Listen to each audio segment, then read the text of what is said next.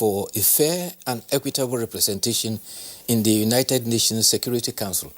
President Muhammadu Buhari made this through a virtual meeting contribution to mark the 75th anniversary of the United Nations. The president emphasized that by pledging Nigeria's commitment to United Nations principle of human rights, peace, security, and democratic governance. He, however, called for reforms of the UN Security Council as a just measure to place Africa in the strategic organ. As such a gesture has been long overdue. Also back at home, President Muhammadu Buhari has appealed to the people of Kaduna State that those who are causing mayhem in Kaduna should learn to live with their neighbors so that peace can be maintained in Kaduna and development will not become an illusion. He was speaking through a virtual opening of the 5th Kaduna Economic and Investment Summit. He said, "Let's live as brothers and sisters," adding that development will only take place when energies are collectively channeled towards building rather than destruction of lives and property. He commended the Kaduna State government for positioning Kaduna State as one of the investment destinations in Nigeria. He asked Kaduna State to sustain its ranking by the World Bank that ranked Kaduna State as #1 or location for ease of doing business in the 2018 reckoning. Kaduna State government has declared 3 days of mourning in honor of the late Emir of Zazzau, Alhaji Shehu Idris. Public offices will open as usual on 21st and 22nd. However, on 23rd, a public holiday had been declared. Flags are to fly at half-mast in honor of the late Emir, who is renowned for peaceful coexistence. During his 45-year of reign as Emir, the state transmuted from North Central to Kaduna State in 1976, and Katsina was exiled from it in 1987. And for the 45 years he ruled, they worked with 20 different governors, both military and civilian. There were 11 military governors, 7 army, 4 air force, and 9 civilian governors. And throughout the time, Alhaji Shehu Idris worked with the PRP, the NPN, NRC, PDP, and APC, and he never suffered any threat of deposition. You recall that emirs were deposed in Sokoto, in Kebbi, and recently in Kano, but throughout his time, he had the tendency to work with every administration. He exemplifies what is often said that Barak, Soya come, Soya go, Barak remains. As an emir, he was father for all, and his attitude to peaceful coexistence permeated. There was a time youths were demonstrating in Zaria, and when he heard about it, he went there himself personally, and when the youth saw him, they scampered, all of them run away. That is the kind of fatherly person he has. Already, succession initiative has begun, and there are about 4 ruling houses, Bari, Malawa, Soloba, and Kasinawa ruling houses. And already competition is usually low-key, and the competitors have already gone underground. But the 4 front runners include Alhaji Murir Jafaru, the Yariman Zazzau. There is also Alhaji Bashir Aminu Iya Zazzau. There is Alhaji Aminu Shehu Idris Turakin Zazzau. There is also Alhaji Abdul Karim Aminu Wamba Zazzau. And there is Alhaji Ahmed Nuhu Bamali Magajin Gerin Zazzau. The kingmakers will make their selection, but Governor Nasir El-Rufai will be there to confirm who is eventually elected by the kingmakers. He has been described as one of the last traditional leaders that were able to form a bridge between generations, and the youths have looked up to him for guidance throughout his reign, generations after generation. You know, a very big vacuum has been created and very big shoes to fill there. Yes, really big shoes. In fact, the University of Abuja has paid tribute to the late Emir, because he was for some time the chancellor of the university, and his contribution to that university was quite enormous. The other story which Kingsley read relates to the notice given by the National Association of Road Transport, NARTO, Nigeria Association of Road Transport Owners. They have given a 2-day warning strike, and the argument is that federal government is developing an initiative that says trucks that has capacity beyond 30 tons should not ply our road. And they said that they came to rescue the nation at a time when vandals had taken over and destroyed our pipelines. And they had to now take loans to purchase trucks to help evacuate petroleum products across the country. But now, government is making bold initiative to rehabilitate infrastructure.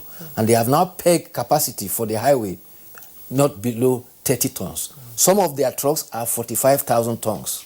And that is the dilemma. If you allow it, the roads will be destroyed eventually. And they say they have also committed their resources, and this initiative is certainly going to undermine the sacrifice they have made for the nation. So, balancing act. Unfortunately, it is coming at a time when the nation is seeing a spate of strikes. We just succeeded in getting Nigerian Medical Association and Johesu calling off their strike. Already NLC and TUC are threatening to go on strike based on increase in fuel pump price and electricity tariff. And here you have Naruto 2 coming. But the good thing is that they can't sit down and jojo. What will probably happen is that if your truck is 40,000 capacity, maybe you limit the loading capacity to 30,000 so that at least the roads, the highways will not suffer. Because it becomes penny-wise, pound-foolish if we allow that to invest substantially in infrastructure and trucks, especially cement too. We have cement quite going heavy across the country, quite heavy. Quite heavy. In no time, you see that the roads will not last. So what? Bayo, I mean, you keep, I know that it's a slip, you keep referring to 45,000 tons. It's actually 45,000 liters. Okay. Yes, liters. The government now says that they shouldn't have a capacity more than 30,000 liters. But a number of the trucks were converted or were bought to now be conveying 45,000 liters. I don't see the argument of the Road Transport Owners Association or the drivers against a directive by government. There are good reasons that you have already articulated why the vehicle owners should comply with the directive by government. Simple. Axle load is regulated by government, not by vehicle owners or by drivers. And they damage the roads, and there's also the hazard. We have seen fuel tankers involved in accidents on our highways. Two major causative factors. One, some of them, you have the tank itself, 45,000 liters or more. In the meantime, the cab is of a smaller capacity, of a lower capacity. It's like putting a load that is heavy on a child's head.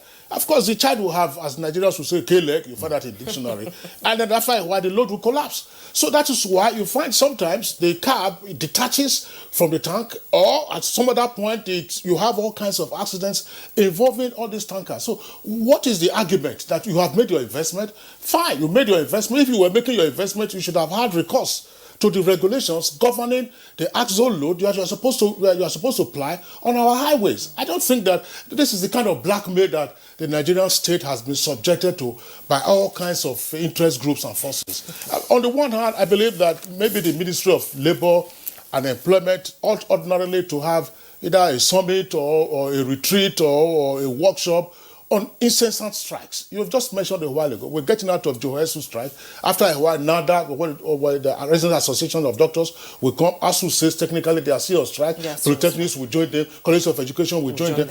People are just taking advantage of the Nigerian state. There are rules and regulations. And we must be frank about it. You also mentioned cement. When you see the number of tires that those flatbed trucks have, and they are conveying cement. Ordinarily, in the past, we were told that they couldn't take more than, say, 600 bags of cement. I'm sure some of them are taking up to 900, 1,000 bags of cement. So that you just take the journey once. It is not a matter of taking the journey once. As you are going, you are damaging and destroying our roads, and then sometimes you find them packing dead weight on the bridges. On bridges, yes. Along Lokoja Abuja highway, if you notice before the reconstruction, you see that portions of the asphalt had folded.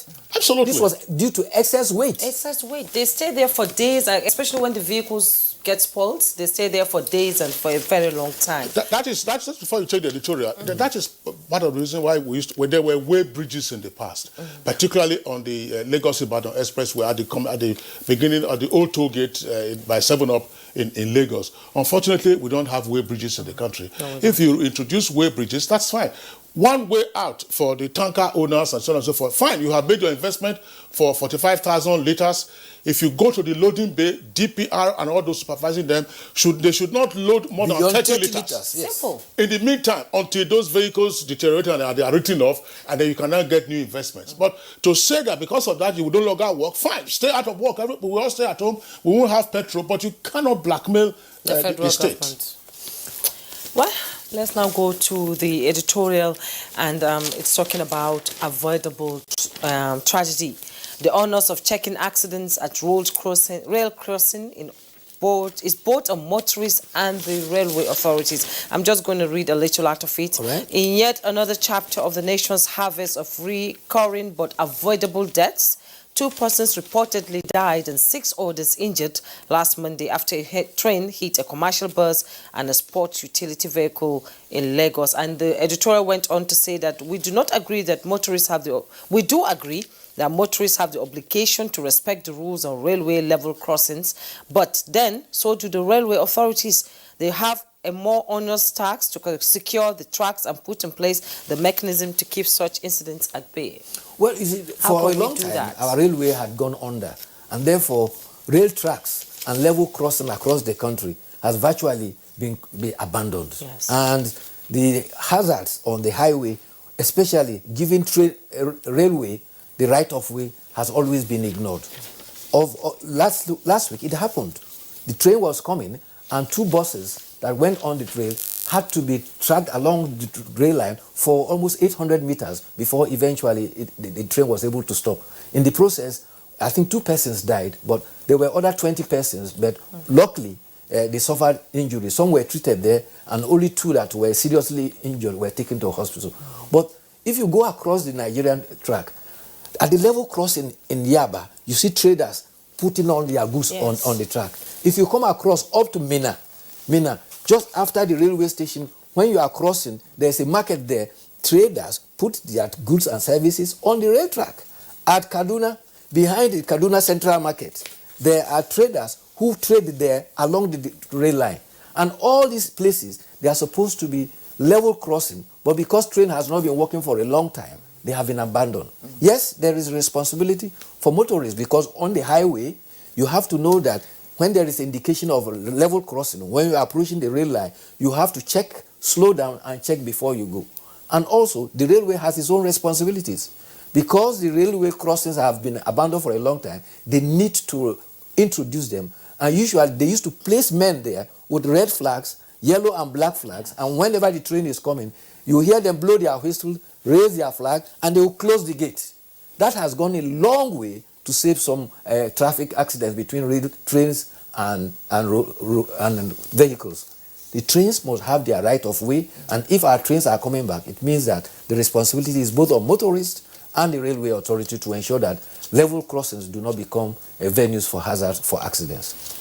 Okay, Bayo, thanks. Just a point to take from what you said about our railway system having been abandoned for so long. I want to tie that back to the issue we were discussing earlier about tankers. Tankers, yes. Dr. Samuel Ogbemudia, everybody knows him, may so rest in peace. He was military governor of Edo State, and for 3 months in the Second Republic, he was civilian governor of Bender State. Now, Babangida administration appointed him as sole administrator of the Nigerian Railway Corporation. And being a go-getter, he set about, seeking to revamp the railways. And we were just saying now that the railways were abandoned for so long a time. As he was, of course, saying, look, I want to achieve results in this sector, but he said it. He was approached by haulage truck owners who told him, well, don't know, we see the work you are doing. Don't forget that we have bought trucks. We borrowed money to buy these trucks. We are going to have to repay. If the railway is working, how are we going to now break even to be able to repay and then, of course, begin to be in business? Pure blackmail. Yes. You want to take food from our mouth. That was the literal way I put it. I'm putting it. Very sad. And then that was even then. Yes. But so today, when we are saying, everybody, we have seen the consequences of the neglect of the railways on our transport infrastructure. So must a state, I use the state now in the capital, that's as a country or a nation, be held to ransom. Be held to ransom by business interest groups and so on and so forth. One train can have up to 15 wagons that can convey 33,000 liters that it will take about 15 tankers to convey. Absolutely. All right, Bayo, on the level crossing, everybody has to be careful, as you just indicated. Yes. And those who have responsibility for maintaining level crossing should maintain them. Bayo Atoyebe, thanks a lot for that. Thank you too. See you again tomorrow. All right, it's Good Morning Nigeria, and we are live on the network service of the Nigerian Television Authority. We're Africa's largest TV network. We'll take a short break now. When we return, we shall be discussing Autogas. Is it potentially cheaper than petrol? And what are the issues in getting it in Nigeria?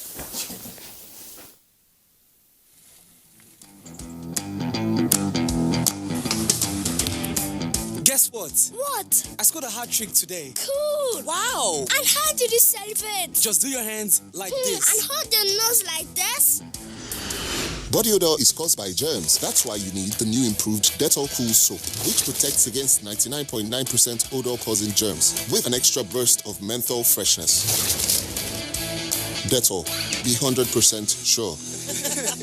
NTA TV College Jos, an affiliate of Ahmadu Bello University Zaria, is currently admitting students for its ordinary diploma programs in television journalism, television production, and television engineering. Interested candidates are advised to obtain relevant information concerning eligibility at our website at www.ntatvc.edu.ng or marketing department of any NTA station nationwide. For further information, contact Assistant Director, Marketing, NTA TV College Jos on 0803-314-4383 or the Academic Office of the College on 0806-980-9807. Announcer, Registrar.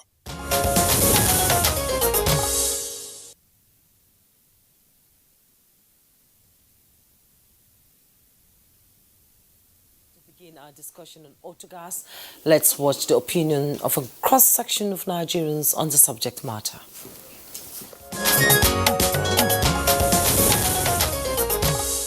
Doing what they say they will want to do for us from 1st of October by converting the fuel so that we can make use of the gas as an alternative to fuel. I think it's a very welcome idea, and they should go an extra mile by sensitizing the masses so that a lot of people will be aware of what is going to happen. I think we are going somewhere.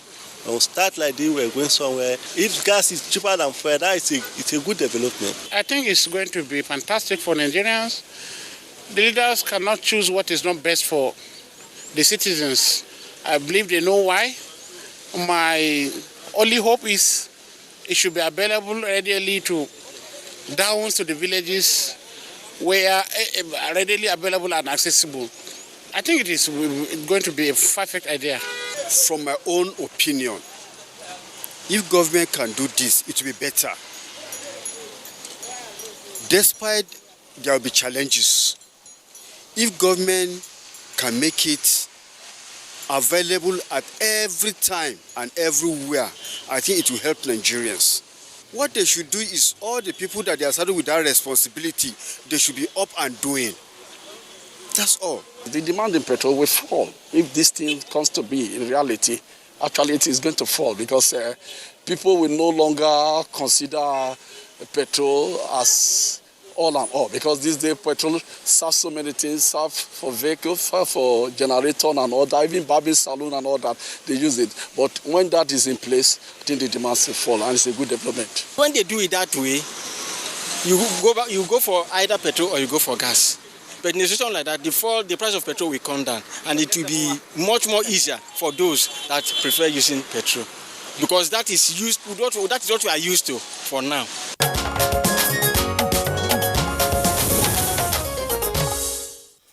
All right, a cross-section of Nigerians there speaking on the proposed conversion of vehicles and generating sets to utilize Autogas.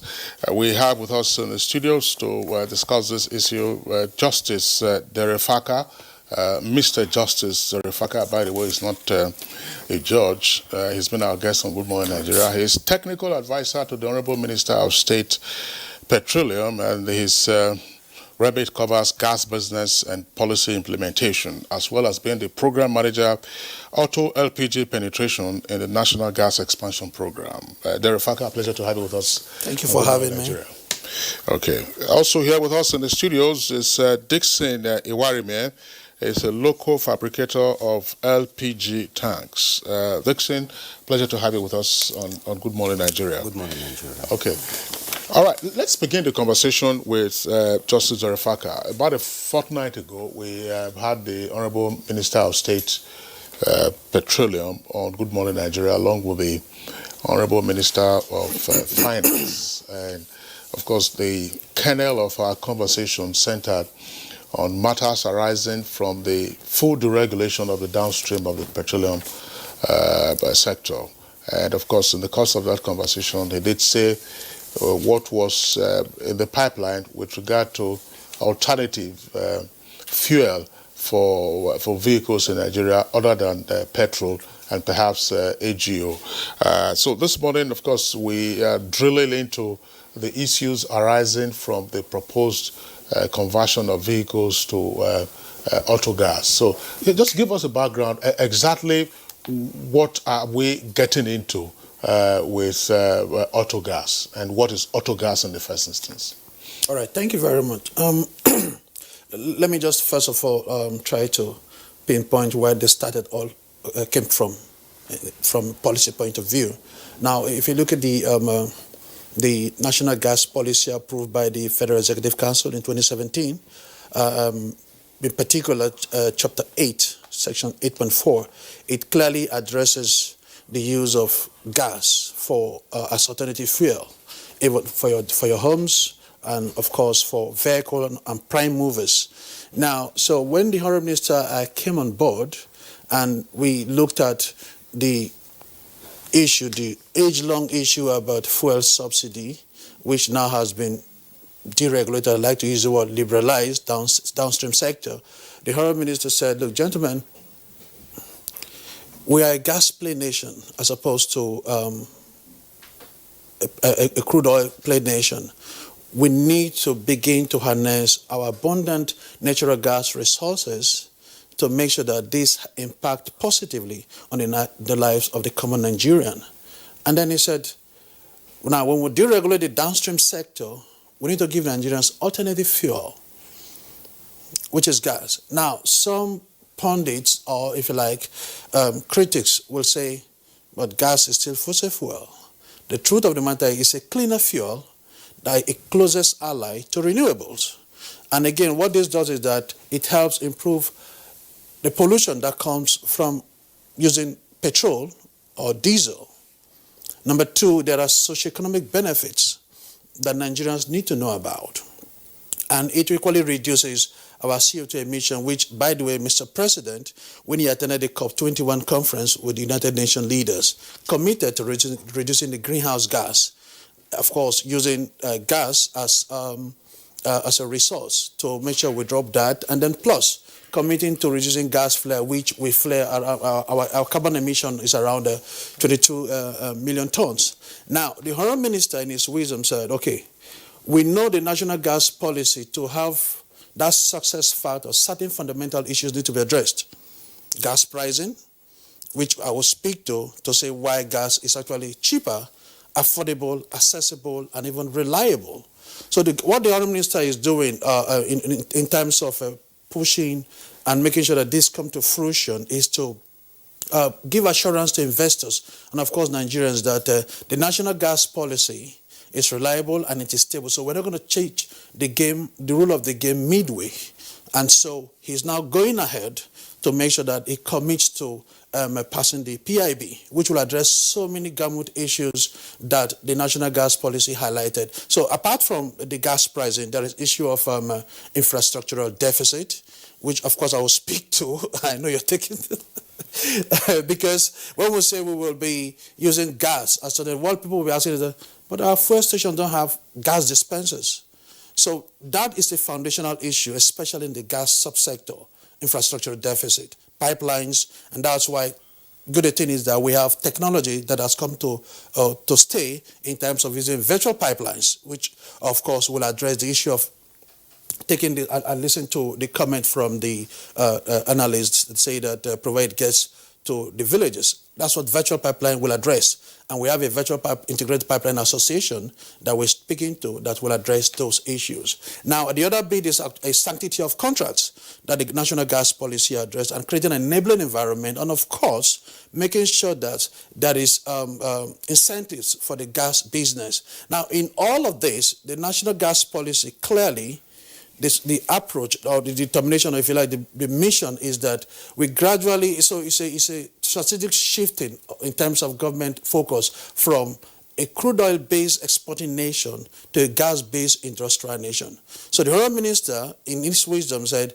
the focus of the national gas policy, even though we're looking at international market, key is domestic gas utilization, deepening that, and of course making sure that it penetrates and gets into the nooks and crannies of the country.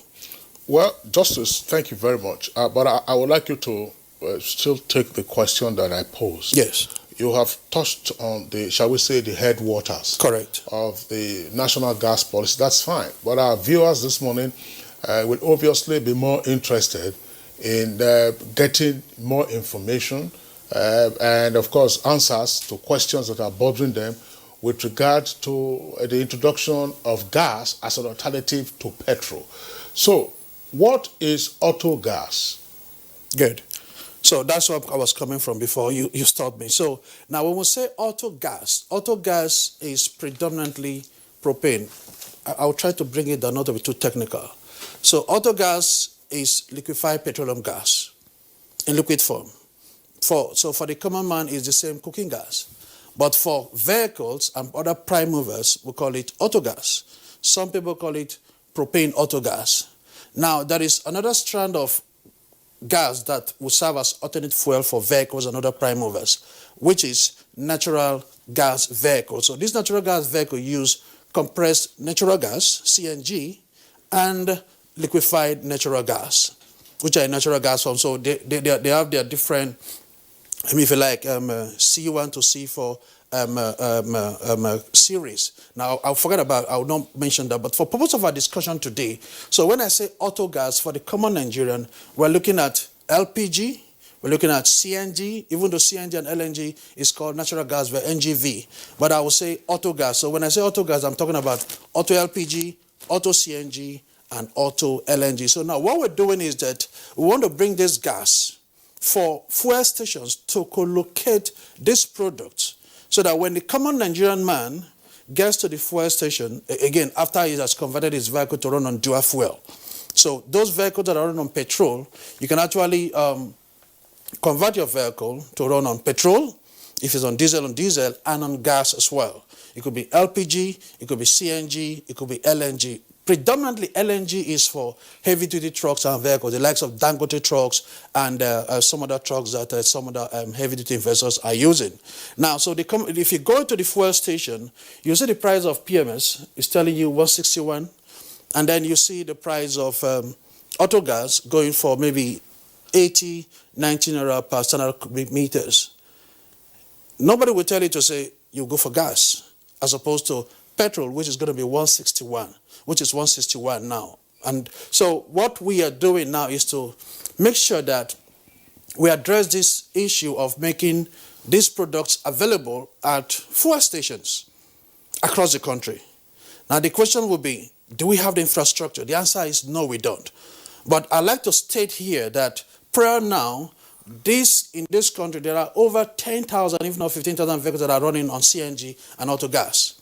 Predominantly in Edo State by NIPCO, and of course in Lagos State. So those even in Abuja here right now, there are some fuel stations that have autogas dispensers. So what we did as part of a strategic shift to make sure that we have this in place, the Minister, of course, working with the NNPC, the GMB, NNPC, Mele Kyari, and his team, is to use government-owned refueling stations, NNPC retail refueling stations, 46 of them across the country for the co-location of this product. And so now we're trying to have a pilot for the rollout, which the Honourable Minister will come up with in Q4 2020. So when this rollout comes up, the second phase will be to make sure that these products are in all NNPC stations, And so anybody can drive into any of these stations. And as well, now beyond doing that with NNPC stations, we're equally engaging the investors, the likes of Moman, Dabman, IBMAN, NATO, and National Road Transport Workers, and all the critical stakeholders in this way. We've not rested on our oars. Now the idea is this. We want them to see the big picture coming, to say, this is your business running fuel stations. This is your business supplying a petroleum product. So we needed to key into this new business, which has a lot of investment opportunities, so that when people begin to buy gas that is cheaper and they don't buy your petrol, you don't run out of business.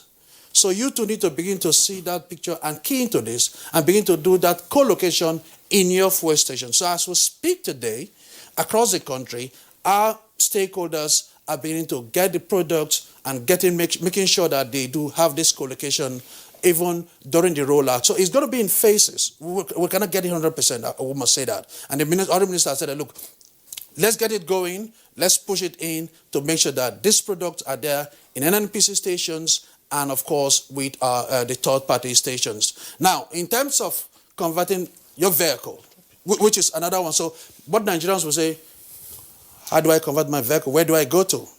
So for every fueling station, including an NNPC station, the idea is that you drive in and you get your vehicle converted. And it takes minimum of around 6.5 hours to 7 hours, because they check the vehicle to see that it's fit for conversion. They do the testing, and after that, you get certified. And then you can start running on dual fuel. So that's how far we've gone. We've equally looked at, maybe I'll pause if you have another question. We looked at safety issues. We'll talk about that when we, in the customer. Perfect, exactly. Yes. So I'm just trying to give a high-level summary of the whole gamut of the Autogas scheme. Yes. So we looked at safety issues. We looked at concerns people have with gas explosion. We've had issues about cylinders exploding. And that takes us to issues around substandard products coming into the country. So all of those are being handled by the National Gas Expansion Program, the brainchild and flagship program of the Honourable Minister of State for Petroleum Resources. Now, to take one step. You know what? We're going to have to pause you. Yeah, we're going to have to pause you so that we can bring our in viewers Mr. can Dixon, also catch their breath and then listen to the other guests who's here with us in the studios. Yes, Mr. Dixon, the ambition to drive the diversification of the application of gas to Nigerians, and the Minister of State even started with his ministry, converting cars to gas and all that. I believe there must have been a survey, a research to, test the acceptability of gas in Nigeria. So when do you think, you are doing it already, and when do you think Nigerians can key into it? As, the process is so long. When will we start fully using it? And what is the advantages of using Autogas now? Well, the advantages of using Autogas, just like the Refeka said, is enormous. We that fabricate LPG tanks, CNG tanks, and what have you, pressure tanks, we have the human capacity to support this venture. But just like he has rightly said, there's infrastructural deficit that has to do with the mechanics of getting that done. When we talk about the human knowledge, we have the capacity to support and to get it achieved. So, the issue of safety, just as he said, though we've not got there yet, has to do with the integrity of the facilities that we use. We have good fabricators of LPG tanks, and so far, almost most of us, the LPG tanks fabricated here in Nigeria is as good as any you get outside the country. They are mostly of ASME standard. We have the regulatory authorities here in Nigeria, like Standard Organization of Nigeria. We equally have the DPRO that comes into some of our facilities without any prompting, just to come and see and oversight what is being done there. So we are actually available to support this drive and to get the aim, the target of the government achieved. Well, Dixon, I mean, let's just stay with you. You fabricate LPG tanks, yes, gas tanks. You fabricate CNG tanks. What is the difference in terms of physical appearance of between an LPG tank and a CNG tank? LPG tank is a liquefied petroleum gas tank. That's the so-called, the one that we find commonly in use in our homes. Yes. So how is that different from the CNG tank, that is the compressed natural gas tank, or the one that is used for autogas? Almost no difference. The only difference there is the chemical composition of the metals that are used.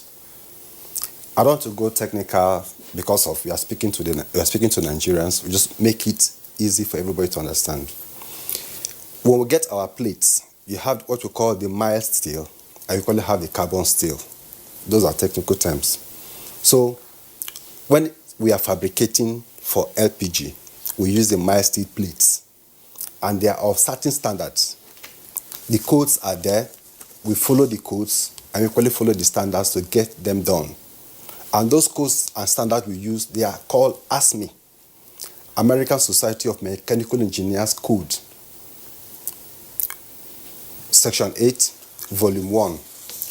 Those codes are the same codes that the NIS, Nigerian Institute, that is Standard Organization of Nigeria, equally adopted.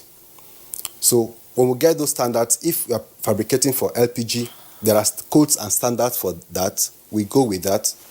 When we are fabricating for CNG or any other pressure tank, we look at what codes that applies to that product, and we go ahead and use those codes. And with those codes, we get the best of results. In appearance, the LPG tanks and CNG tanks don't look alike, do they? No, they look alike. They look alike. For example, a 10-ton tank is about the same shape. The only difference is just the chemical composition of the plate you are using. Most of the ski tanks you find at the filling stations, they are about 10 tons. There are those that equally use a smaller one, they call the 2.5 tons. When you go to a regular gas plant, you may have a 30-ton tank, which is about 55,000 liters.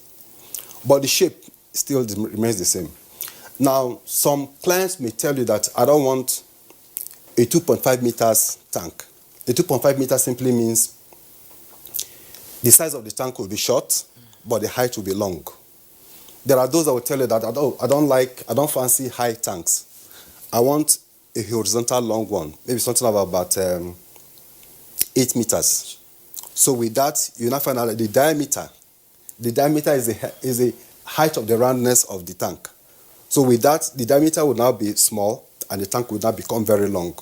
But all the same, in all and all, they all look alike.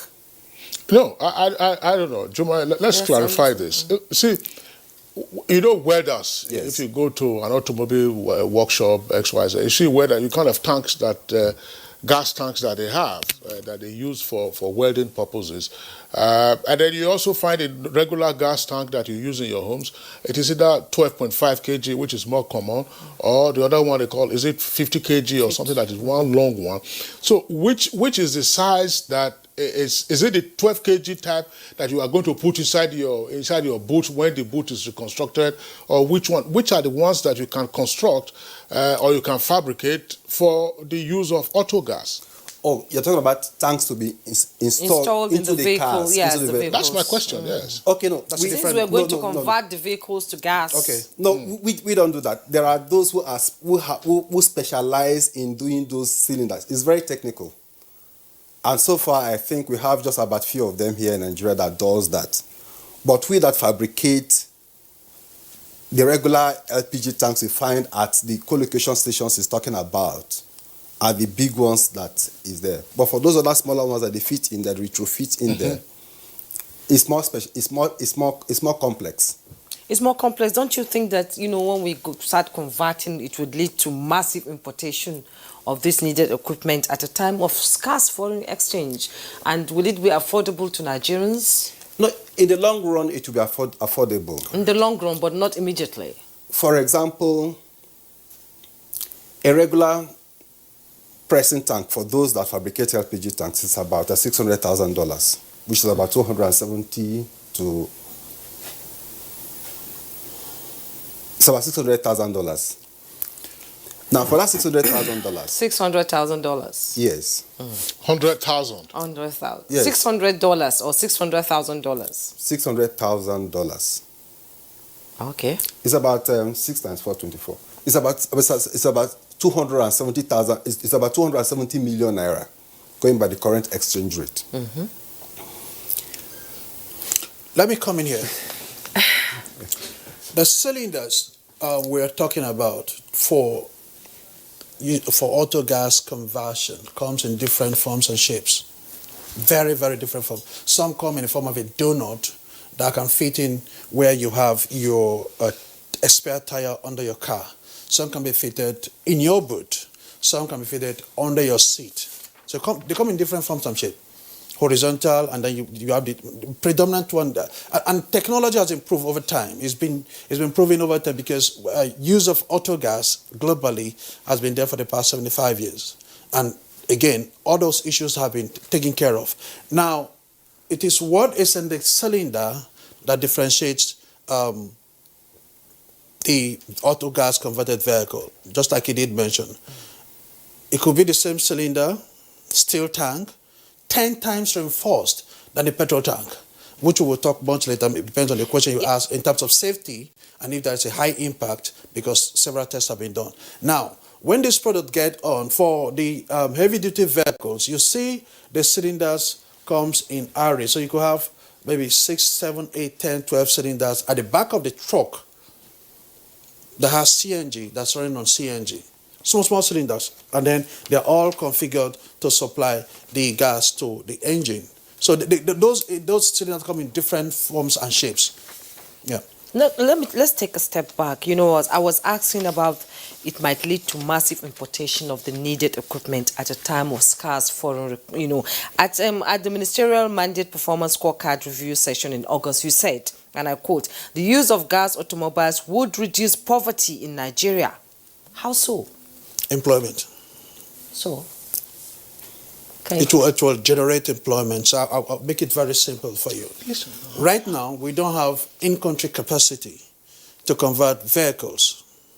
So there is paucity or that lack of technical competence. Now, by the time we come up with this drive and push to make sure that we convert vehicles in-country across the 6 geopolitical zones, we need to train personnel to be competent to do those conversions, because we need to have as much as several conversion centers in the country.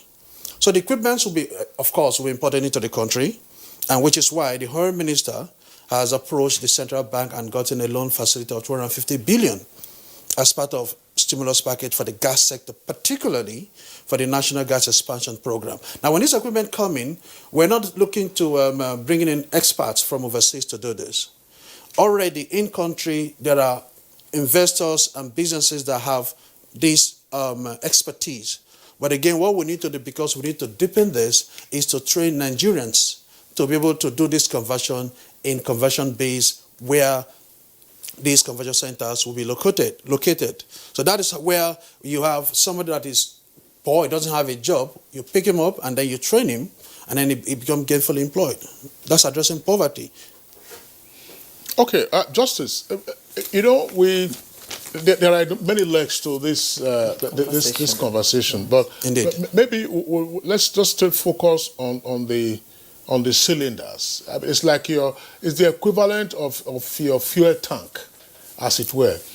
Now, do you have an idea of how many vehicles we have on Nigerian roads at the moment? Some years ago, we were told there was about 10 million. Thereabout. And that half of those vehicles could be found in and around the Lagos area. I don't know what the numbers are now. If you have an idea, you can also brief us. So, assuming you wanted to convert a fraction of those vehicles to now be using Autogas, what are the issues that will pop up? One, do we have let us assume you want to convert 500,000 or even 1 million vehicles to now have access to dual fuel advantages. Do we have access to 1 million cylinders? Conversion kits. Yes, to retrofit, or we're going to have to import them? These are the kind of things that people will be thinking about. I've just been wondering. Interesting, very good question. Now, in country, we have over 1 million conversion kits. We have what? Over 1 million conversion kits for vehicles. We've done the inventory. We've had discussions with the investors that have them across the 6 geopolitical zones. And we've had engagement with them to say, how can you spread this across the country? Because most of them have their catchment area and their footprints to make sure that they have these conversion kits in those locations. So we have over 1 million that we can address comfortably in Q4 2020. Now, there are other fuel stations and conversion centers that are upgrading their facilities to make sure that they meet up with this demand, because for them it's business, big business. And in this country, we have state-of-the-art training centers that can train Nigerians to be very, very good in terms of conversion. And then the issue about standards, quality control and quality assurance come into play, which is where the Standard Organization of Nigeria and the Department of Petroleum Resources come into play to make sure that every vehicle that is converted meets up with international standards and best practice, which of course will allay the fears of Nigerians. So the conversion kits are in country, they're there. Matter of fact, some of them, immediately the airports were open, have started receiving their products from overseas. Because we started doing this during the lockdown. So the engagement discussions were still ongoing. While people were in lockdown, the Royal Minister was just whooping us around to make sure that we'll get this in right, and that is what we're doing. So we have conversion kits in this country that can convert up to 1 million vehicles in country. And the Royal Minister, during our performance review, handed his vehicles to the National Gas Expansion Program to convert his vehicles and even his generators to run on gas. That's demonstration of leadership. We're doing the same with Aso Villa to make sure that we'll power Aso Villa with compressed natural gas. The NNPC having conversations with the OEMs to make sure that they do the same thing. And the minister has mandated, said, now that I've given my vehicle to demonstrate that, others should equally follow suit. Okay, thank you so much, Mr. Justice. We hear our Zoom network is ready. We have Colonel Osigwe, Head Corporate Communications, Innoson Motors. You're welcome to Good Morning Nigeria.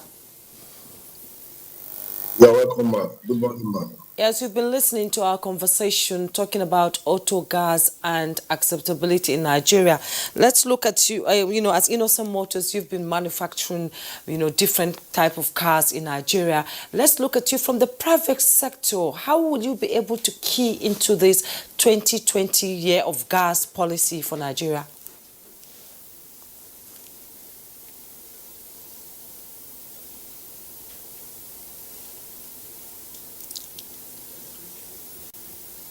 We seem to have lost the... Okay, it's back. No, Innoson Vehicle is a vehicle manufacturing company.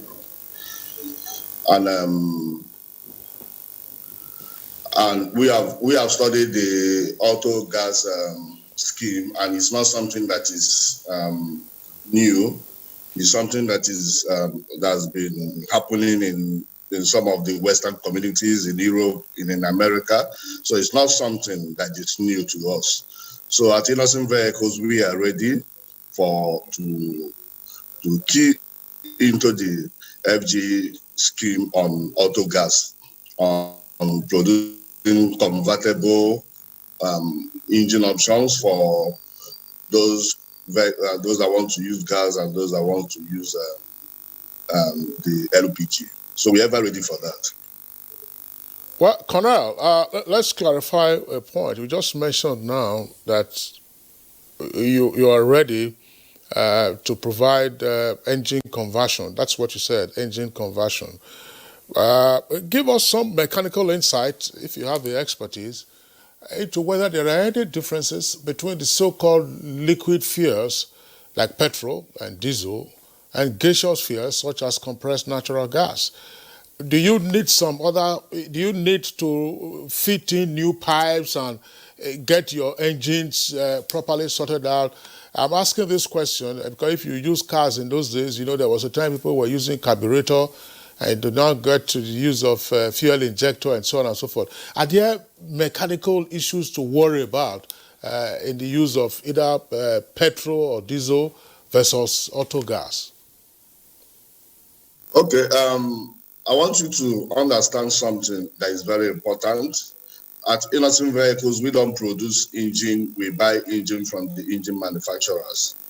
What we do is to produce the carcass of the vehicle and the body, then the engine, we buy it from the engine manufacturers. So, but I know that the company, the technicians that we have the capacity to be able to convert most of these engines to use autogas. Nevertheless, we also have experts that in Nigeria here, companies in Nigeria here that can be able to do that. So it depends on which side our clients or customers want. We can refer them to some of the experts that are into that already, or on the long run, our technicians can be able to convert the existing engine that is using fuel, diesel to the LPG. But one thing is clear is that the engines that are being used in our vehicles now are engines we buy from the engine manufacturers according to our specifications. So the same family that produces engine for most of the big known brands, they also produce engine for us, and we give them specifications of what we have. Now that the government is talking about, we are keen going into the Autogas scheme, we will also be speaking to these manufacturers to be able to produce some of these engines that are convertible, that can use fuel or can use the LPG. Okay, Cornell, thanks. Once again, Justice, let's clarify this. This is the question that I was asking. Is the process so simple, as you said, 6 hours you drive into an NNPC station and they fit your vehicle with the gas cylinder, and after 6 hours you drive off. You don't need to worry about pipes, you don't need to worry about the engine, the type, and so on and so forth. What are those things? I mean, speak to this. Very well. Let me make it very simple. So these conversion kits have already been configured to fit into an existing petrol-run vehicle. So all just you need, the major component actually for a typical vehicle to be converted is the cylinder, the tank, the gas tank. Once you've found a space for it, either the rear, you just need to pass the pipes into the engine. It does not affect the vehicle. So at the end of the day, you just have a switch at the dashboard. If you're running on gas, you switch it to gas. If you're running on petrol, you switch it to petrol. Because what comes with this conversion kit, especially for the tank, is that there are multi-valve configuration there that addresses inflow into the engine, that addresses in case of fire. That's what we call an electronic solenoid valve that shuts in immediately so that it doesn't supply gas into the engine to cause explosion. Then in case so now for the typical tank, you don't fill it up to 100%, you fill it at 80%. And that creates room for allowance in case of temperature difference to avoid explosion. Then there is another valve that releases the gas to vent it out to avoid fire. So all of these things takes a minimum of 6 to 7 hours. And then you just need 1 hour to do a test drive and come back and then you get certified. It's free. The minister said, like I said, yes, it's free. Just go in and then get your vehicle converted and then start using the gas. You know, we're looking at a total reorientation of the way Nigerians think, because, you know, we're looking at people, no matter how expensive petrol is, people are ready to buy, even across the world. So it's a total reorientation. We're talking about this policy. Have we really reached out to the people who are going to, be involved in changing their cars, converting their cars. Have we really talked to the people on this policy change? Oh yes, we've done some awareness, so to speak, and we now in the National Gas Expansion Program there's a subcommittee on awareness. Now we've come up with a roadmap to have a roadshow, because we found out that getting feelers from the public that people have concerns with safety, people have concerns with, am I going to be sitting in my car on a time bomb? So those things need to be cleared out. I would think like that too. I agree. Especially when you are sitting at the back seat and then corner that you know that this is where they sit. We get all of that. It's unimaginable. I agree. Yeah. But what we need to ask ourselves is that for the past 10 years, the likes of NIPCO, including Dangote, they've been using this CNG to run their trucks, and they're saving billions of naira by using CNG. Now I'll tell you what. So in terms of those issues, the awareness is going to be there. We have to do massive awareness. The Honourable Minister has already mandated, gentlemen, I need you guys to make sure that Nigerians have that assurance that they will not be sitting on a time bomb. Yes. So we're going to explain that. And that's to explain the safety measures that are put in place, and of course the quality assurance and quality control that the Standard Organization of Nigeria is making sure that every vehicle that's going to meet up with the codes, the specifications, and the testing standards. So what we need to now be addressing is to avoid quack conversion centers. So those exactly. So every conversion center must be certified by Standard Organization of Nigeria, and DPR will be there to watch that you comply, because the Department of Petroleum Resources' role is, as a business enabler, is to make sure you do the right thing while you make return on your investment. So all those issues are there now. Beyond the safety issues, what we are seeking to do is to again demonstrate the socioeconomic and environmental benefit of using gas as a cheaper, cleaner fuel as opposed to petrol that causes pollution, carcinogenic impact, because when you inhale these fumes that come from it affects your health as well. Then in terms of socioeconomic benefit, you get a cheaper fuel, cheaper gas, and then your engine runs cleaner and safer. So if you use petrol, for instance, if you go to the mechanic every month or every quarter, it takes you 6 months to go to the mechanic when you're running on gas. Yes, indeed. And then you save 40 to 45% savings in terms of fuel. You know what, Justice? Yes, please. Let's again be mindful of our environment. It is not every car owner that goes to an upscale servicing station or an upscale servicing firm to say, look, my vehicle is due for servicing or have mechanical issues, take care of it where they have all the facilities. When people want to service their cars or they have issues, they go to the mechanic. Here, I think there's a place they call Akpo Mechanic Village in Abuja. There is no city you will go to in Nigeria where you don't have a mechanic village. In Lagos, they are in different locations. I'm just wondering, I'm sure this is part of what you will have to worry about going forward. Because those who maintain your vehicles, are they on the same page with you? Do they have the same expertise and knowledge? Look at a typical example. Sometimes when they want to fiddle with some things, work on your engine or so, or sometimes you see them, they remove one pipe and then you suck out the petrol. Is that the way they are going to be sucking out the gas? Yes. This guy, I mean, I'm just wondering what it looks. So what are we looking at? You are spot on that, and I'll give that to you. Yeah. Now, we've looked at all of these issues. Like I did mention, what we'll be doing with use of gas for vehicles is going to be completely different. Once you get your vehicle converted by a certified conversion center, for the fact that you are worried that you're going to be seated on a time bomb that will explode, you don't go to uncertified conversion center for maintenance of your vehicle. So there will be a list on Standard Organization website and DPR website to say, these are the certified conversion centers. Now, the onus is on you as the car owner to make sure that each time your vehicle is due for maintenance, let's assume you travel for a wedding, you're based in Abuja, you're in Lagos for a wedding with your vehicle, and you find out, oh, I was supposed to do my maintenance.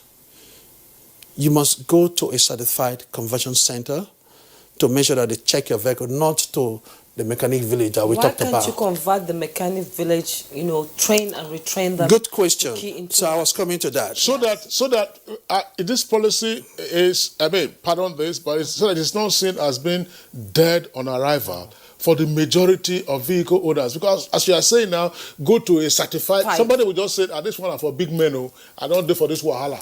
So that's the point. Now, it's not about big men wahala. It doesn't cost anything for you to do your maintenance for a typical converted vehicle that's running on gas. The second strand we're looking to, because, whilst Mr. President, the Honourable Minister's drive is to get people out of poverty and create employment for people, we don't want people to lose their jobs. So the second phase in our discussion with Automotive Mechanics Association and all the rest of them is to make sure that we upscale their competence and get them certified to, of course, carry out maintenance on vehicles that are running on Autogas. So all those plans are in place. But for this first phase, we need to get it right. You must go to a certified conversion center to get your vehicle converted, and while we carry out the upscaling of the existing mechanic villages across the country. They are there. Some people want to say, if I go to this vehicle maintenance center, it's going to be 60,000 naira. And this mechanic village, I will do it for 5,000. That will change, because to do the conversion or to carry out maintenance, it's not more of something we're looking at the benzene or the wear and tear of your vehicle. The gas does not, if amount of gas, Autogas saves you from the wear and tear of your vehicle compared to petrol. The benzene and all those things that comes up with regard to speed up the engine, all of these are not there. So in terms of maintenance, the cost is minimal, which is why we say you even save up to 40-45% of that in terms of maintenance and using gas, which is a cleaner fuel.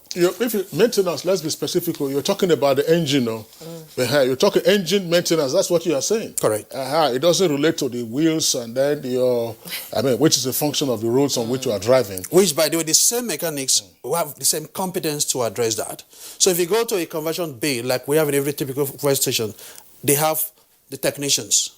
Now you have the guy that will check the Autogas configuration, and then you have one or two other guys that will check at balancing of your wheels. Now, your fear, is it the balancing of the wheels or to make sure that they are actually carrying out proper maintenance on the Autogas? So the competence will be there, and all this personnel, of course, it is division of labor.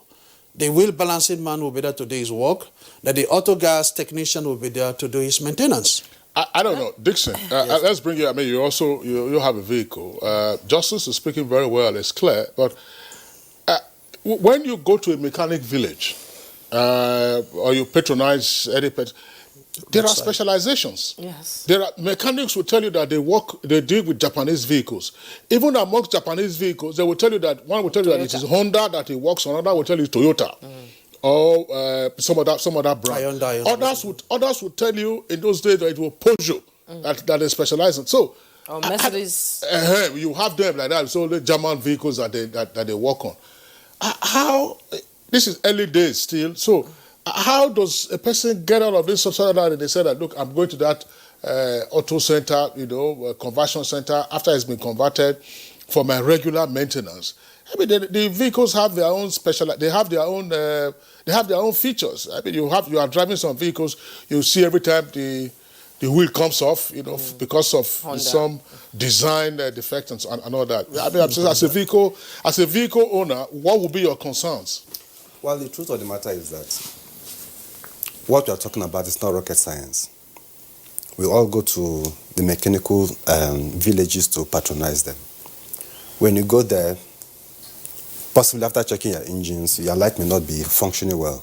They'll call an auto electrician to check that. They call him auto rewire. Whatever. Then, even when the auto rewire tries to fix your vehicle, if it's not able to do it, he will call someone that has the computer to check what is the brain box or whatever, to check that. To put it in a layman language, to me, the gas issue is not as complex as we are seeing it. It's very simple. Very simple. For example, when you talk about the use of generator, in my house, I use gas to power my generator. And how do I do it? It's simple. I have the regular 12.5 kg of cylinder. Then there's what they call dual carburetor.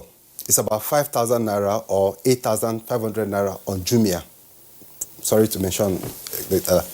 It's just there in the market. Okay. All you need to take that dual fuel LPG carburetor and put it on where you have the carburetor. Just change it. You can do it yourself. You don't need to go. You don't need to call anybody. You don't need a technical know-how to do it. It's as simple as that. Just hang on. Let our viewers be advised. Don't do it yourself. Just in case there are hazards. Okay. You call a technician to do that. Okay. You call a technician just to change the carburetor. Because I don't want them to say it was said on Good Morning Nigeria that I can do it. You just get the technician to change the carburetor. Yeah. Just as you light your gas, that is the way you just on the what's it called? The cylinder. If you use the key to start or you pull, you just pull and you have power. The only difference between the petrol generator and that of the LPG is that if you're supposed to have about 2.5 kilowatts of power from petrol, from that of gas, you will have less, maybe about 2.2. So also it applies when it comes to issue of vehicle. It's as simple as that. Just as Justice has said, if you're going on the road, if you want to use fuel, you just switch over to CNG. Some of us have vehicles that have dual fuel tanks. When one is going so low, when it's almost off, you just switch over to the other tank. And that's how the this thing is. I would like you to speak further, because part of the Autogas has also to do with operating generating sets. Yes. So the minister, as our guest a couple of weeks ago, spoke about that. When you say that it's the way you strike strike a match to light up your stove, your cooking stove, 12.5. Now, there are issues about distancing. Okay, what is the distance between your generator and your gas? You need a pipe. Is it the same flexi pipe that you need? Just hang on, you will take the questions. Is it the same flexi pipe that you need? And then if you have the standard 12.5 kg, how many hours can that run? Okay, it all depends on the usage. If well of that same value, 12.5 kg is about 3,800 or 4,200, depending on where you're buying it from. And equivalent of that in petrol is about 160 divided by 4,000, for example. You cannot you estimate the amount of fuel it will afford you. Now, for example, if I may not be right with my mathematics, 4,000 naira worth of fuel will give you about 20 liters. Am I correct? Let's sort it out. I mean, we can get that done straight away. So 4,000. Yeah, let's say 4,000 naira worth of fuel. Of gas. Of petrol, no, of petrol. Of petrol. 4,000 naira. What? 4,000 divided by 160. Yeah, yes. Divided by 160, that's 25. That's about 25 liters. That's about 25 liters. Now, it also depends on the capacity of your generator. If your generator is 7.5, that is barely about 18 hours of gas. 18 hours of power. Power, yes. Now, if you are using gas, instead of 18 hours, it will give you about 26 hours. An additional 8 hours. That same value. That same value. 4,000 naira of petrol gives about 18 hours. 4,000 naira of gas gives you about 26 hours. That's good news for businesses across the No, that's what it is. 27 hours. Okay, fine. Justice, earlier you said that the Honourable Minister is also using that, or some other person is using gas to convert his vehicles. He has converted all the vehicles in the ministry. Not vehicles, no. I'm talking about generating sets. Yes. Yes. What kind of generating set? Because, I'm sure what we are referring to here now is that pass my neighbor. I better pass my neighbor. X, Y. But if you then start talking about higher capacity generators, 25 kVA, 30 kVA, or 40 kVA, is this available? Because those ones use diesel. Oh yes, it's available, and that was what I was going to speak to prior now, because just like he mentioned, he uses it to power his generator. Now the LPG cylinder, you can actually use it to power your house, and of course power your kitchen for cooking.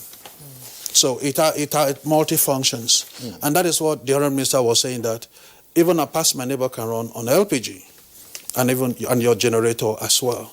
So those are the benefits, like we did mention, that using gas will bring in. And in the National Gas Expansion Program, we have domestic LPG utilization as well. So let me ask a crazy question here. Do we still need What do you call the question? Do we still need engine oil for our engines when we use gas? No, you don't. That's what I say. So all of those issues, so all the additional savings, yes, the cost implication, so all those will not be there. So you see huge amount of savings. No, sorry. No, so what was your question? I asked him if we can still use engine oil when we're using gas. No, but if you say... the engine oil is to clean up debris, deposits, as a result of using petrol and diesel. Okay. Gas is a cleaner fuel, so it does not place any deposit on your piston and rings. That's why I say that. But how do you lubricate the friction?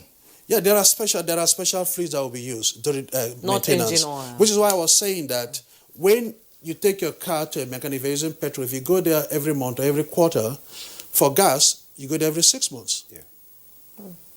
So what if you're using both fuel? Oh, well, so if you use both, it depends on the usability in terms of the frequency for petrol and gas. So that way, there will be some, of course, deposits to be there from using petrol. Obviously, you can't take that away. Okay. Yeah. All right. They're very, very interesting. And I'll tell another benefit again. That if you want, what is the benefit? We'll pause you in the meantime so that we can take a commercial break. And when we return, we'll continue with the conversation. Good. A new edition of TV Guide is out, featuring great personalities from all walks of life. Expository interview with a young TV presenter who shows passion on what she does, Morayo Afolabi Brown of TVC. Pick a copy of this compendium of mind-blowing stories and get abreast with issues as regards media convergence, leadership, health, star profiles, star programs, fashion, sports, human angle stories, and lots more. Meet some media professionals within our space who have paid their dues in no small ways. TV Guide, very incisive, very educative and compelling. Grab a copy at the vendor near you or NTA stations nationwide. TV Guide, your indispensable companion.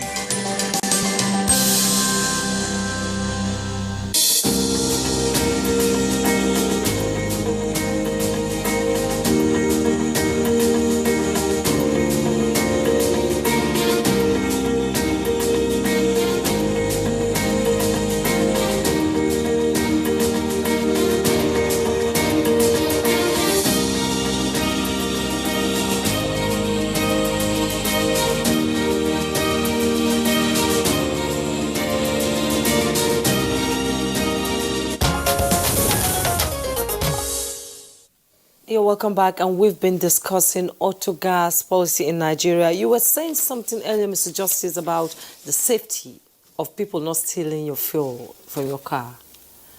Okay. If you're using gas. Yeah. So we know that petrol, somebody can tamper with your petrol in a vehicle or heavy-duty trucks if you send your team on a mission to travel maybe from Port Harcourt up north to Kaduna and all of those. But with gas, nobody can tamper with your fuel. So it remains intact. That's another benefit that businesses and even vehicle owners will be happy to have. So that issue is equally is there. And then the other bit is that you save almost half using fuel as opposed to what you use gas, depending on the kilometer driven. Okay. For 100 kilometer, 50 kilometer. For 100 kilometer, if you're saving around 46,000 naira, for 50 kilometers, you're saving around 23,000 naira. So there's a lot of savings in that regard. We understand, the Honourable Minister understood the concerns Nigerians have with respect to safety. And he has not rested on his oars to always. So even in the National Gas Expansion Program, we have a representative from the Standard Organization of Nigeria in the NGEP, as well as DPRO in that committee. So the next thing people will want to ask is, are you sure gas price is not going to increase over time? Yes, that's the million-dollar question. Exactly. And I'll tell you that it will not. So what we're doing is to make sure that there are a lot of stranded gas molecules that we need to bring on into the market to crash the price further down. So at the end of the day, you find out that, just like the DPRO director stated, that by 2022, only the rich will be driving their cars on petrol. No, but tell us, I mean, when you say that gas prices will crash, what are we doing about the supply end? Because even for regular power supply, one of the issues you keep hearing from time to time, although not so much in recent times, is the Gencos don't have enough gas being supplied to them, and if Gencos don't generate, Discos have money to distribute.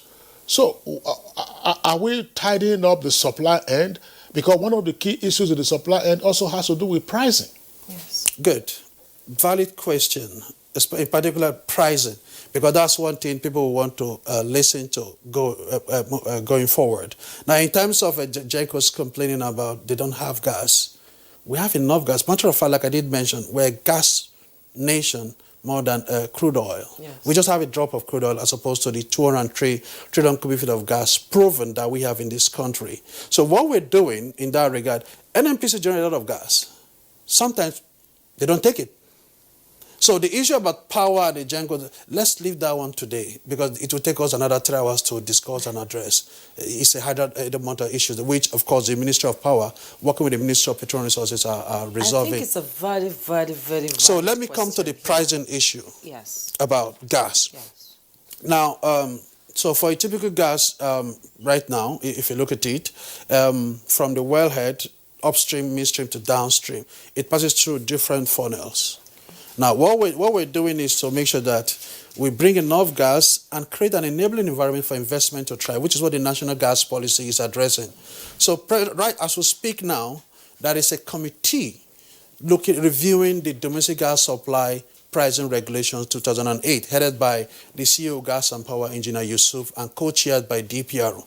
What we're trying to do is to bring down the price of gas further down so that the end user gets it cheaper, which is what the Honourable Minister wants, the federal government wants, and at the end of the day, you find out that gas will become readily available in every nooks and crannies of this country.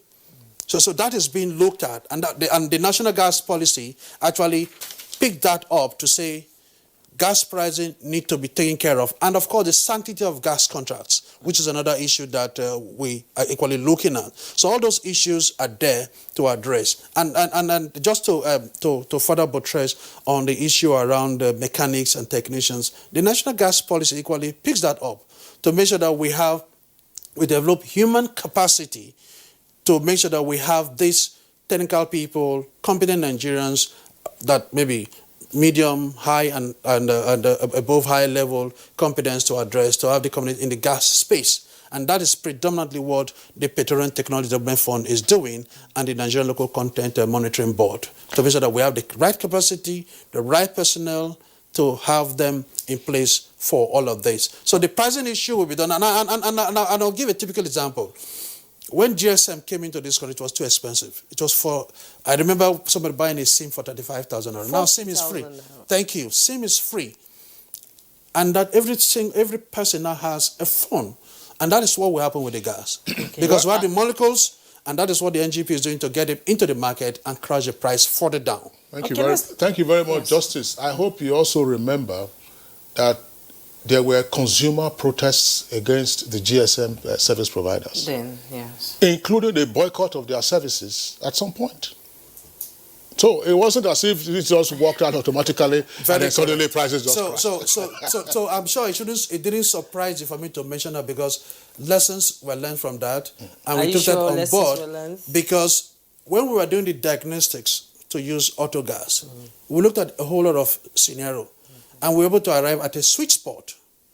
And that's what we were running with. Okay, let's look at the subnational level now. Do you have pilot states where the conversion would take place, or it's going to start nationwide, widespread?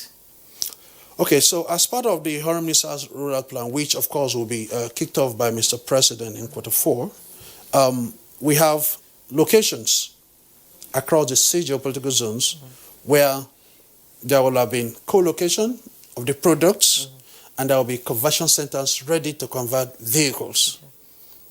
It's going to be telecast live. NTA will be there, of course. So you'll see that. I'm lobbying you to be there, of course. So you see it live, and then you see that vehicles will be converted.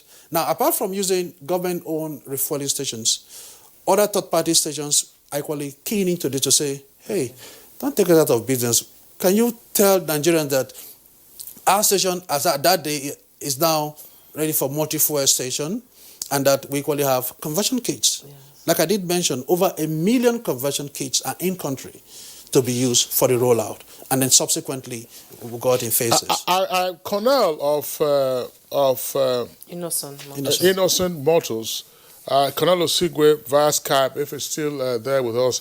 I just earlier you were talking about the readiness of Innoson to begin working on all of this, but just tell us, are there concerns that as a motor manufacturing company you would have about Autogas, or it's something that you can readily switch to with your new vehicles coming off your assembly lines?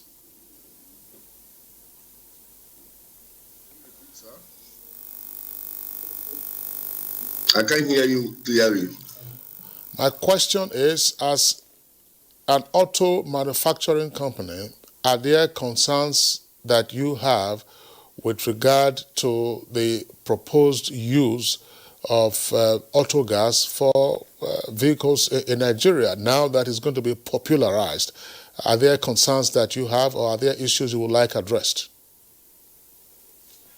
No, there are no concerns at all. Like we said, we are aware that this technology is being implemented by other Western communities in Europe, in America. So it's not something that is new to the, it's not something that is entirely new. So we are aware that this kind of thing has been in existence, and we have studied it and see that it's something that Nigeria actually needs.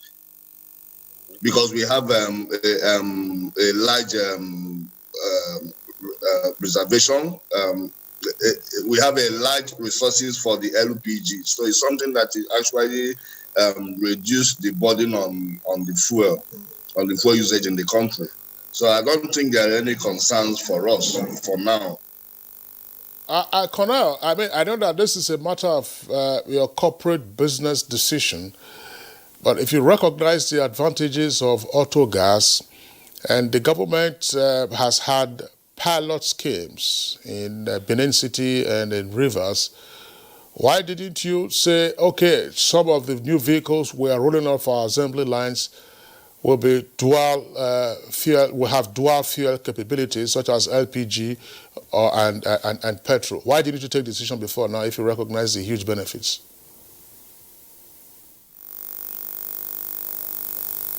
Please, can you repeat your question, sir? I say that I recognize that this is a matter of corporate business decision. But since you have highlighted the benefits of Autogas, and the government had, before now, had pilot schemes in Benin City for use of Autogas as well as in Rivers, why didn't you, as Innoson Motors, say for some of our vehicles that are coming off our assembly line, maybe you say your SUVs 2020 will have dual fuel purpose capabilities? Why didn't you use that? Okay, like I said, that we are studying the scheme and the wide acceptance that the acceptability from Nigerians. Like I said earlier, that what we do is to manufacture the carcasses of the body of a vehicle, that's the carcass, and that on the engine that we buy from the engine manufacturers. And you know, as a vehicle manufacturing plant, that we have ordered some engines before this scheme was introduced. But as we are studying the scheme, if it's something that is widely acceptable in Nigeria, our future plans, we are going to put the production of these convertible engines that uses fuel and gas, we are going to put them into future consideration in telling our engine manufacturers that this is the way to go. Okay, thank you so much, Mr. Colonel. But you wanted to respond to what you were saying, if you come in. I think this is business. It's just an issue of enlightenment. Let me digress a little. We know the benefit of using gas to power our generator, but some persons can't go into it because of the initial cost.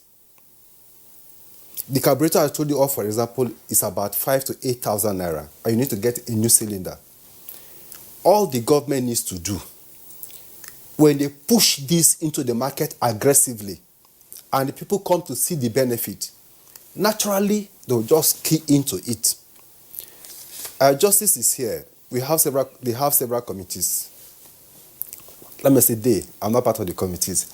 All they need to do is to move into the market aggressively. What we are talking here with the analysis and all that, it's not rocket science.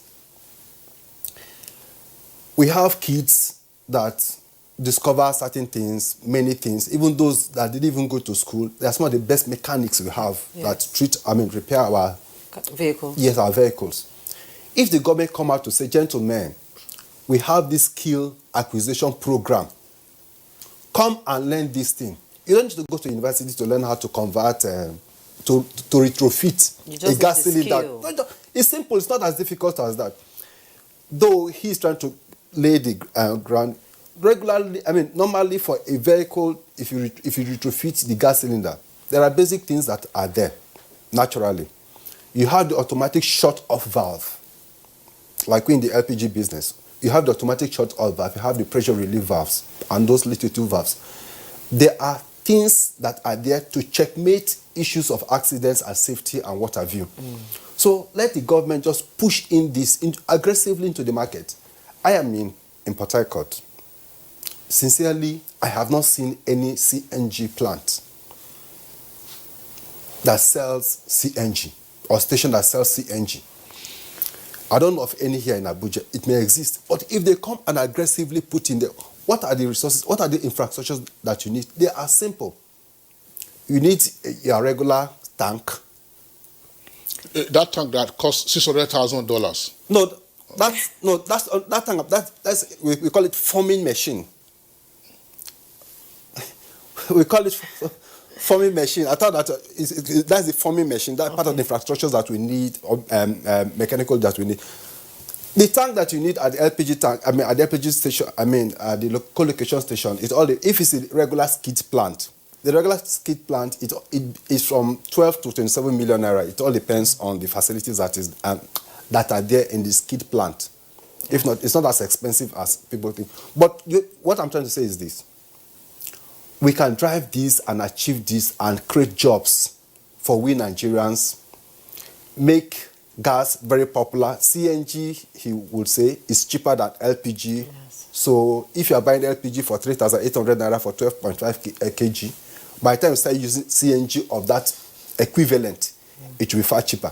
But the point is this, we are not seeing the infrastructure on ground. So, sorry. Let them aggressively push them in. Dixon. We, the local manufacturers, are there to support them. What do they need? Is it the LPG tanks? Is it the CNG tanks, the regular tanks, kit and plants?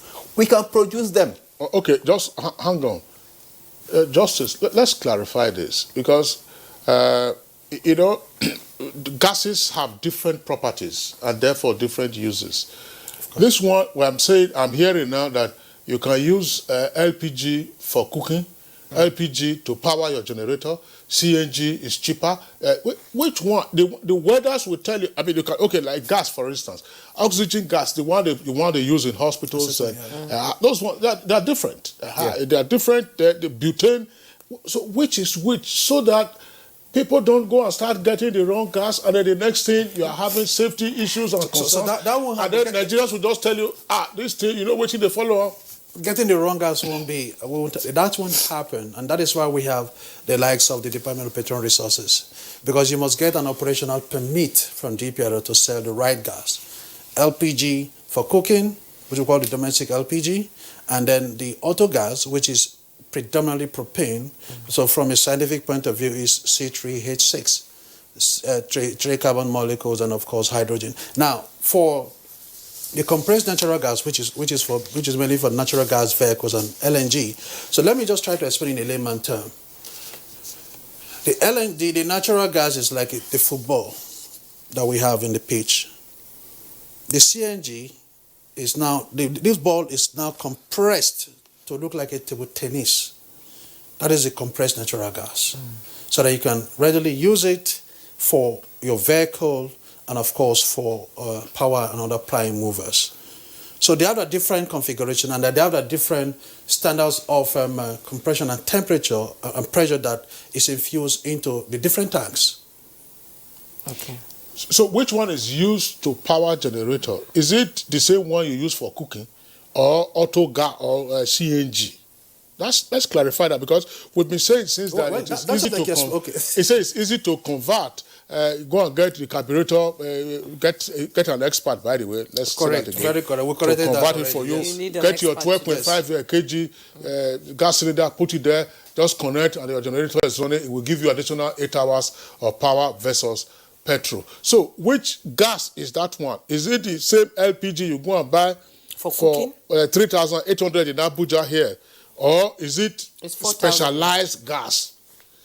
So that, anyway, I'm sure that these are issues it's that... one and the same gas. It's propane. Okay, propane. So what should be the state of your car if you want to convert? Should it be any rickety car, or your car needs to be standard? Good question. Brilliant question. Yes. Now, which is why when you drive in, that's 6 hours they take. First, they do a test to check. They do a diagnosis to say, is this car fit for conversion? Okay. So once they arrive at that, they'll now say, okay, it's fit for conversion. And then they ask you, by the way, I didn't mention this. Now, while you can convert your vehicle to run on dual fuel, you can actually go for a conversion that has both LPG and CNG. Okay. So if you go to a fuel station and you see CNG, you can say, okay, my Autogas said this thing can run on LPG or CNG, and CNG is like it's cheaper today. So I go for CNG. So there are such conversions that run on LPG and CNG as well. Okay. So all of that are taken care of. So that's what we have. So you won't have the issue where you will say anybody can just sell this CNG and LPG. No, DPR will come after you. And that's what DPR is there. And of course, because for you to have those co-location, you get a DPR permit, and there are basic standards you must meet where you keep the gas dispensers from the petrol dispenser for safety reasons. And like I did mention, which he alluded to, is that the conversion tanks have multi-valve configuration to address various issues. For all these Autogas tanks that are made of steel, like I did mention, they are 20 times reinforced compared to the petrol tank. So a ballistic test was carried out for all of this. So if you shoot a bullet into a typical tank, it won't penetrate. Okay, thank you. Yeah, it could also be good, because those who use the vehicles for different purposes may not therefore have that advantage. Correct. We have a number of tweets that have come in, yes. by the way, Juba. Yeah. Let's go through them and then get a closing thoughts from our guests. Dele Jack Solomon. Nigeria is an oil-dependent economy. The impact of this development on oil price hike will obviously spill over onto government finances to other economic facets. This is not a particularly relevant tweet. I skip that, yes. And Leo Fadaka tweets, use of Autogas is cost-effective and will put a stop to gas flaring, which is counterproductive and impacts climate change. Festus Akimboyewa, millions of vehicles run on Autogas worldwide, and Nigeria should benefit from this clean energy, especially when the cost of Autogas is lower than the price of the normal petrol and diesel. Now, since engine conversions are pricey, the federal government must help those who want to convert their vehicles to Autogas. Although LPG doesn't get as high a mileage as petrol, Nigerians should be encouraged to go for it because it's cheap and pollution-free. Yes, and Law Alpha C tweets, conversion of many vehicles to use Autogas will reduce the pressure on PMS and diesel, and their prices will be forced to come down. So it's a welcome development, provided our moribund refineries will be revamped. Adabu Kacha. Any development that will make life easy for Nigerians is welcome. My question is about maintenance. I think our guests have been speaking to the issues of maintenance, even though... Yes, Mayako tweets, the issue with Autogas in Nigeria lies on non-workability of our local refineries. Whether liquefied petroleum gas is cheaper or dearer, then premium motor spirit is very immaterial. What Nigerians want is massive investment in the sector that will lead to establishment of refineries in different parts of the country. This would lead to competitions, reduction in prices, employment creations, synergistic forward and backward positive linkages, and reduction in pipeline vandalism. Titus Mondeno, it's my sincere hope that government will deploy the necessary tools for the migration from these hard fuels, petrol and diesel, to compressed natural gas. Ibrahim Modo Aji, I think that has been answered. Yes, Autogas can be used as fuel source for generators in our homes. Ibrahim Abdusalam tweets, this is a commendable initiative. If well implemented, it will go a long way to reduce the pressure on PMS. But my concern is the possible risks charged and the workability given the nature of our society. Mutana Farouk also has a tweet. Mark John has another tweet. Aliu Karaye says, what will be the cost of conversion of petrol engines to gas? And Hassan Sadiq, thank you so much for your tweets. Average cost? Yes, how much will of conversion? Well, it depends on the vehicle. So the cost is between around 190, 200,000 naira to 200,000 naira. Now, if it's a 4-cylinder and much more higher than 4-cylinder, the price goes a bit higher. So that's just a range. Sorry, say that price again. The conversion again. So the Nigerians will... For a typical conversion, it's around 190,000 to 250.